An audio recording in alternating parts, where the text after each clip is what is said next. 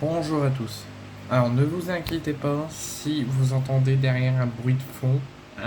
Je vais essayer de parler fort parce qu'il fait très chaud, on est en période de forte canicule, il fait plus de 32 degrés. Si je mets pas mon ventilo, je me plie en quatre tellement que je goûte et je suis en sueur.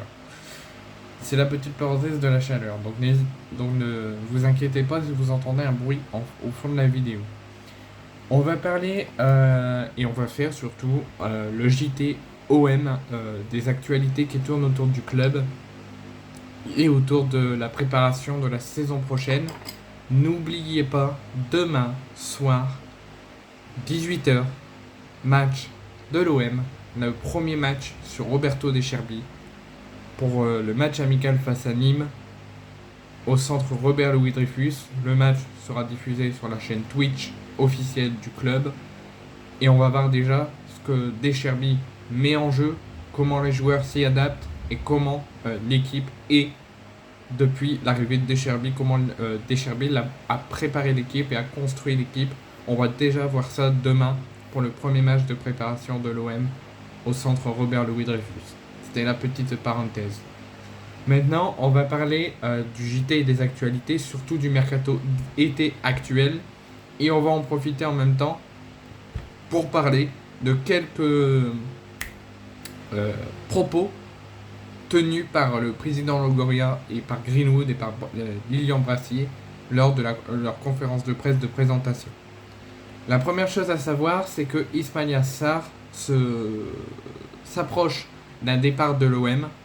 Il se pourrait qu'il fasse son retour en Angleterre cet été, parce que l'OM a ouvert un départ a ouvert un départ aux offres pour Ismaïla Sarr. Ils ne sont pas contre que Sarr s'en aille cet été. Donc Crystal Palace et ses dirigeants en ont entendu parler et se sont entretenus avec l'OM et se sont positionnés pour s'attacher les services d'Ismaïla Sarr cet été, avec déjà une première offre contractuelle proposée à Ismaïla Sarr, qui est en attente d'une réponse, et des premiers échanges, des premières négociations démarrer avec l'entourage et les dirigeants de l'OM pour un transfert sec cet été. Donc pour le moment, on s'approche d'un départ d'Ismaïla Sarr cet été. Donc, on va parler de... Je vais faire le point avec vous sur quelques propos qui ont été tenus par Pablo Longoria et par Greenwood et par Lilian Brassier lors de leur conférence de presse de présentation. Donc Greenwood a commencé sa conférence de presse en parlant de sa relation avec Roberto De Cherbi et qu'est-ce qu'il pense de Roberto De Cherbi. Il a dit « Roberto De Cherbi m'a parlé de son ambition pour le club. J'espère qu'il pourra répéter ce qu'il a fait à Brighton ici à Marseille pour que le club puisse être à la place qu'il mérite. » Donc là on voit déjà un Greenwood avec de l'ambition, qui a déjà commencé à discuter avec le coach avant, parce que souvent les transferts, il n'y a pas de discussion avec le coach avant, il n'y a que les dirigeants qui discutent avec le coach pour voir si le joueur fait partie de son plan, s'il peut s'adapter, etc. Mais il n'y a jamais pourtant avant de discussion avec le coach. Là, il voit que c'est malgré ses problèmes extrasportifs et dont je suis contre sa venue suite à ses problèmes extrasportifs, on voit déjà quelqu'un d'intéressé, quelqu'un de compétitif et quelqu'un qui a demandé à discuter avec le coach pour préparer sa saison avec l'OM et sa venue. La deuxième chose qu'il a parlé, c'est concernant les supporters et le public marseillais, et qui pour lui fait partie des plus belles ambiances en Europe. Donc il dit quand l'OM s'est intéressé à moi, j'étais uniquement focus sur ça, sur l'adaptation qu'il va avoir et sa relation avec les supporters. Le stade comme les supporters sont incroyables, c'est l'une des plus belles ambiances en Europe, et en Angleterre c'est très connu. La troisième chose qu'il a parlé, c'est les journalistes lui ont demandé de se présenter aux supporters de lui-même, sur le terrain et sportivement ce qu'il peut apporter. Donc il a dit que pour lui, il se sent comme un joueur très offensif, qui aime aller de l'avant sur le terrain, et qu'il aime faire des passes décisives comme marquer. J'aime aider l'équipe avant tout. Donc il ne met pas lui avant tout, il met l'équipe, et il met ce qu'il peut apporter pour l'équipe et pas pour sa progression lui-même. Ensuite, il s'est donné ses propres objectifs personnels cette saison. Cette saison, je vais me concentrer sur ce que j'ai à faire ici pour l'OM cette saison. Devant ses supporters extraordinaires au Vélodrome, j'ai très envie de jouer devant son public. Ensuite, concernant donc la polémique de ces violences conjugales, ces accusations de violences conjugales qui risquent de prendre beaucoup d'impact à l'OM. Il a dit: je vous comprends que vous posiez ces questions. Je n'ai pas envie de m'exprimer là-dessus et de rentrer dans les polémiques. J'ai envie d'aller de l'avant, d'oublier ce moment passé et de faire partie de l'OM, et j'ai envie de me concentrer sur le football. Ensuite, sur son adaptation, comment il va faire, qu'est-ce qu'il va mettre en place pour s'adapter à Marseille. Il a dit: la saison dernière, on s'est senti chez nous à Madrid. On a été très heureux avec ma compagne et ma fille. Je m'attends à ce que Marseille soit aussi magnifique que Madrid. Ça se voit que c'est une ville extraordinaire, je me sens déjà chez moi. Ensuite, il a parlé de son poste de prédilection, ce qu'il aimerait être positionné par le coach en match. Il a dit qu'il peut jouer à n'importe quel poste, qu'il acceptera le choix du coach car c'est le coach qui décide. Mon poste préféré est sur le côté droit, on verra avec le coach, mais ce qui est sûr, c'est que je vais tout donner ici. Donc ça, c'est ce qu'a dit Greenwood. Il a dit plein d'autres choses, mais si je vous dis tout, la vidéo elle se finira au bout d'1h30. C'est les choses les plus importantes. Et Pablo Longoria a clôturé sa présentation de Greenwood en disant: en tant que président de l'OM, j'accompagnerai Mason Greenwood comme tous les autres joueurs à atteindre les objectifs.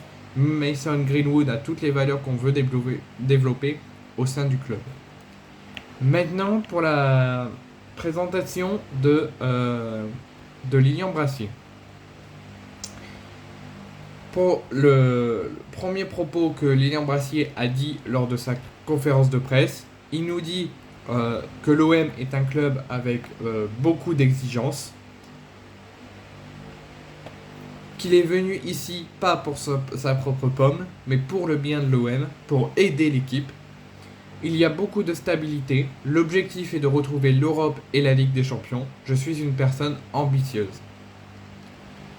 Ensuite, il a expliqué et justifié son choix de rejoindre l'OM. Il dit: je suis ici pour montrer de quoi je suis capable. L'OM c'est spécial, mais je sens que je peux apporter quelque chose et je pense être capable d'être à la hauteur pour l'OM.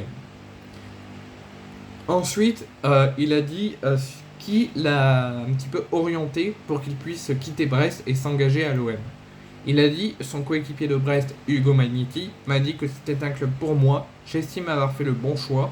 J'ai beaucoup parlé avec le président et avec Mehdi Benassia. Le coach Decherbi a beaucoup joué dans mon choix et ce projet à long terme. Donc clairement, il veut rester à l'OM pendant très longtemps, il se voit sur le long terme à l'OM. Donc c'est les seuls propos qu'il a dit. Il y en a d'autres comme je vous l'ai dit, mais si je vous les dis tous, dans 1h30 la vidéo ne sera pas terminée. Donc vous pourrez aller sur le site l'Océan ou sur la chaîne Twitch de l'OM. Ils ont mis la conférence de presse en intégralité que vous pourrez aller suivre. Mais ce que Pablo Longoria comme un Greenwood a dit pour Brassier, il a dit: Lilian Brassier a des conditions uniques, il peut jouer dans l'axe mais aussi sur les côtés. Il était dans la liste des priorités du club. Je le remercie pour la confiance de sa famille et sa confiance personnelle. Il y a eu des offres d'équipe jouant à la Ligue des Champions, mais il les a refusées et l'ambition l'a amené ici. Donc ça, c'est les choses plus importantes à savoir sur la conférence de presse de présentation de Lilian Brassier et de Mason Greenwood. À savoir que Lilian Brassier ne disputera pas la saison de Ligue 1 en même temps que ses coéquipiers. Pour ceux qui n'ont pas suivi le calendrier de Ligue 1, l'OM va se déplacer lors de la première journée à Brest. Et comme c'était son ancien club et qu'il vient récemment de quitter son ancien club, il a interdiction de jouer avec l'OM face à son ancien club. Donc il jouera qu'à partir de la deuxième journée de Ligue 1.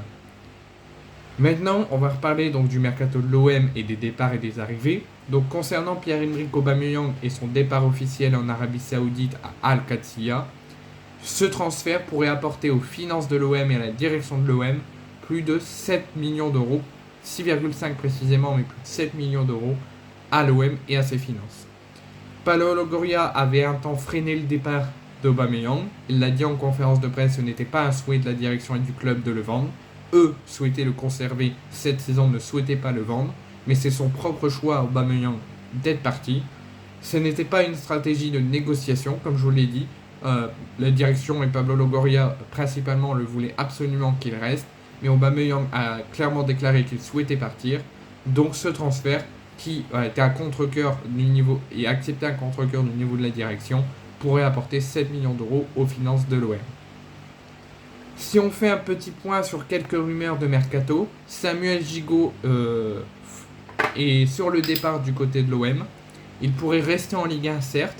Il pourrait continuer à jouer au football, mais par contre, il devrait s'engager au niveau du LOSC de Bruno Genesio. Donc ça reste encore à confirmer. Il reste encore quelques semaines de mercato. Ça pourrait totalement changer.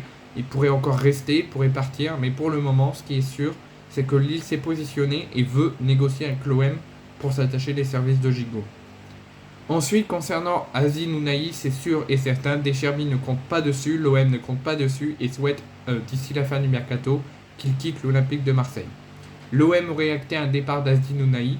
Les dirigeants olympiens espéraient de ce transfert récupérer environ 12 millions d'euros et continueraient de prospecter dans les championnats du top 4 pour lui trouver un point de chute. Donc en gros, il veut que le transfert d'Aubameyang et d'Ounahi leur apporte plus de 20 millions d'euros sur ces deux départs.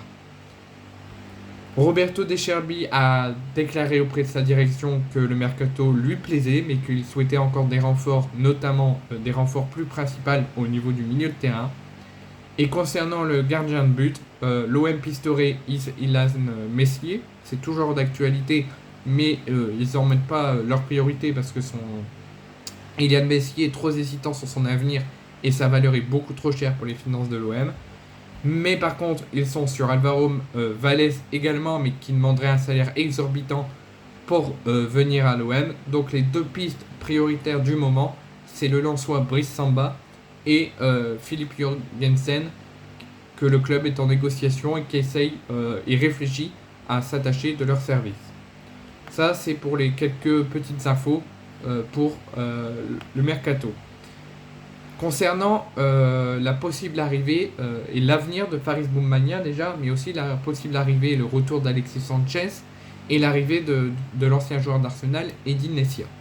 Donc l'OM espérait et explore plusieurs pistes en attaque, parce que l'OM n'a quasiment plus d'attaquants. Ndiaye est parti, Aubameyang est parti, et j'en passe, Vitinha est parti. Donc il faut essayer de renforcer le poste offensif, il faut essayer de recruter encore 3-4 joueurs pour renforcer le poste offensif. Donc Faris Boumania n'est pas sur le départ, donc devrait rester à l'OM d'ici la fin du mercato d'été. Mais par contre, l'OM souhaiterait d'autres joueurs offensifs pour l'épauler. L'OM explorait dans plusieurs pistes, dont Alexis Sanchez et Edin Nessia, afin d'épauler Faris Boumania. Et donc ça, c'est les deux pistes que l'OM est en négociation avec Alexis Sanchez et aussi avec Arsenal, pour s'attacher les deux joueurs, pour essayer d'avoir les deux joueurs en même temps, pour pouvoir renforcer la piste offensive d'ici la fin du mercato.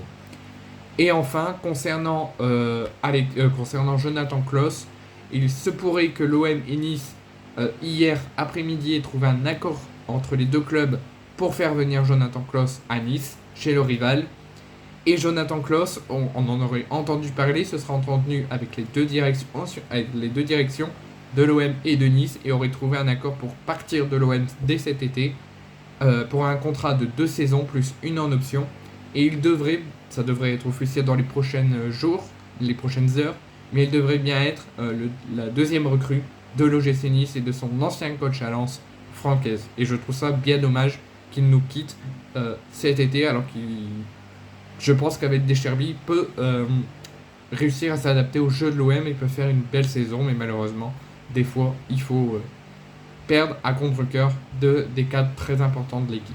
Donc Jonathan Klaus est en train de s'envoler vers le rival niçois et est en train de retrouver son ancien coach.